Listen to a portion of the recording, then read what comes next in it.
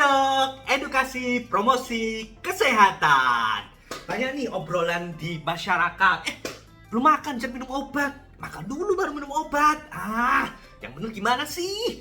Makanya itu penting banget yang namanya basic knowledge tentang waktu minum obat. Obat maupun obat dan makanan itu dia ada keterikatan ya, yang kita sebut sebagai interaksi obat. Nah, interaksi obat ini bisa menyebabkan obat tadi ketika bertemu makanan atau dengan obat itu menjadi efektivitasnya menurun maupun efek sampingnya bisa meningkat. Nah, maka dari itu penting nih untuk mengetahui. Yang pertama, yang disarankan obat-obat diminum sebelum makan. Diminum sebelum makan tuh maksudnya adalah 2 jam, sejam maupun setengah jam sebelum makan. Ketika lambung perut kita itu masih dalam keadaan kosong, belum terisi. Nah, contoh obatnya itu misalnya obat lambung seperti lansoprazol, omeprazol, pantoprazol maupun sucralfate, antacid gitu ya.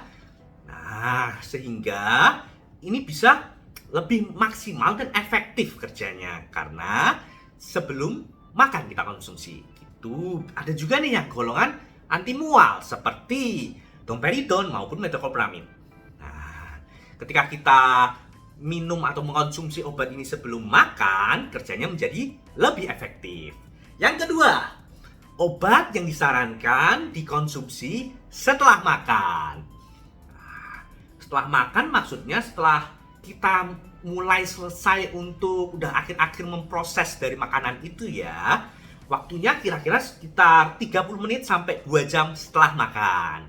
Karena bisa menurunkan efek samping yang diakibatkan oleh obat tersebut. Contoh-contoh obatnya adalah obat anti radang, baik yang bukan steroid seperti natrium diklofenak, asam mefenamat maupun ibuprofen. Bisa juga untuk mengurangi efek samping obat-obat anti radang yang steroid seperti prednison, prednisolon maupun dexamethasone. Sehingga efek samping seperti nyeri perut, lalu begah, dan mual itu bisa menurun. Nah, dengan tahu kayak gini, kita kan bisa lebih aware lagi ya, bisa lebih chill, santai gitu. Ketika kita minum, gak lagi perlu mikir, aduh makan dulu, sebelum makan, setelah, atau gimana pun itu. Sehingga hal ini bisa berguna untuk kita semua. Tapi kalau masih ada yang bingung, pengen ditanyain, bisa langsung menghubungi apoteker maupun tenaga medis terdekat. Gitu aja, semoga bermanfaat. Saya Dr. Afia Avicenna. Salam sehat!